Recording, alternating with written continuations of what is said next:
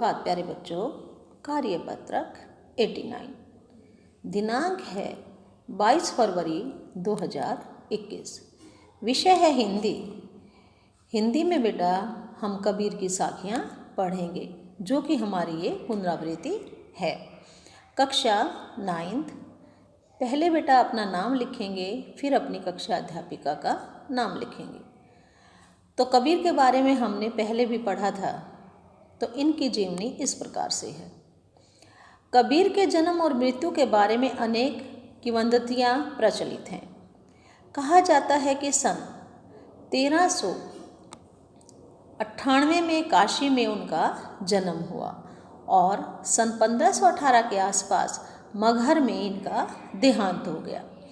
तो कबीर ने विधिवत शिक्षा नहीं पाई थी, यानी वो स्कूल नहीं गए थे, परंतु सत्संग, पर्यटन तथा अनुभव से उन्होंने ज्ञान प्राप्त कर लिया था।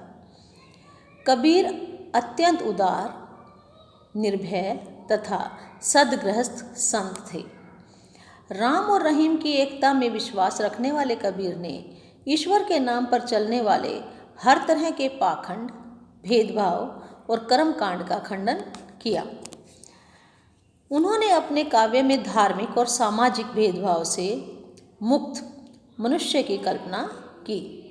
ईश्वर प्रेम, ज्ञान तथा वैराग्य, गुरु भक्ति, सत्संग और साधु महिमा के साथ आत्मबोध और जगत बोध की अभिव्यक्ति उनके काव्य में हुई है। कबीर की भाषा की सहजता ही उनकी काव्यात्मकता की शक्ति है।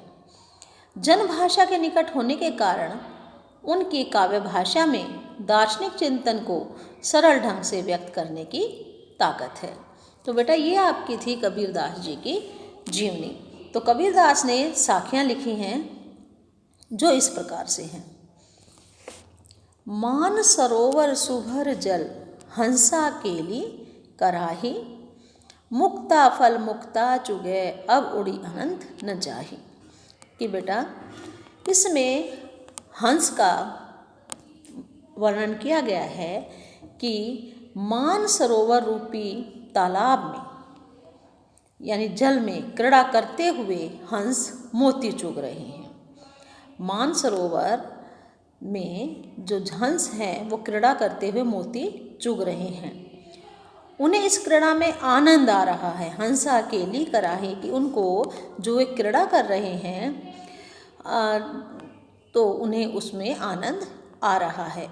मुक्ता फल मुक्ता चुगै, अब उड़ी अनंत न जाई। कि वे इस क्रीड़ा में इतना आनंद आ रहा है कि वे इसे छोड़कर कहीं नहीं जाना चाहते। ठीक उसी प्रकार से अगर मनुष्य भी खुद को ईश्वर की भक्ति में लीन कर लेगा और परम मोक्ष का आनंद प्राप्त कर लेगा तो वो इसका ध्यान कहीं और नहीं भटकेगा। यानी अगर वो ईश्वर की भक्ति में लीन हो जाएगा मनुष्य तो उसका ध्यान इधर उधर नहीं भटकेगा। तो अर्थ है कबीरदास जी ने अपने इस दोहे में हमें यह बताया है कि मुक्ति का मार्ग हमें केवल प्रभु भक्ति में ही मिल सकता है और उसी से हमें परम आनंद की प्राप्ति होती है।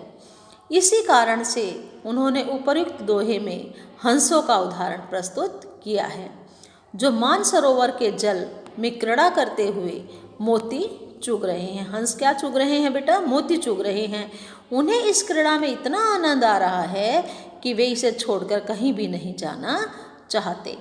ठीक इसी प्रकार अगर मनुष्य भी खुद को ईश्वर की भक्ति में लीन कर लेगा और परम मोक्ष का आनंद प्राप्त कर लेगा तो फिर उसका ध्यान कहीं और नहीं भटकेगा। उसे प्रभु की भक्ति में मिलने वाला आनंद और कहीं भी नहीं मिलेगा। फिर वह प्रभु की भक्ति में ही मग्न रहेगा और इस मार्ग को छोड़कर कहीं नहीं जाएगा।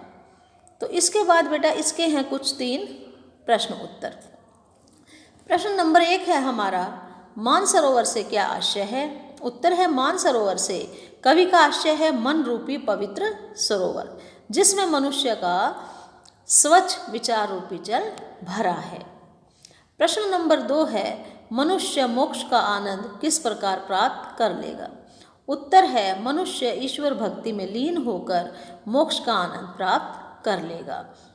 प्रश्न नंबर 3 है मुक्ति का मार्ग हमें किस प्रकार प्राप्त हो सकता है?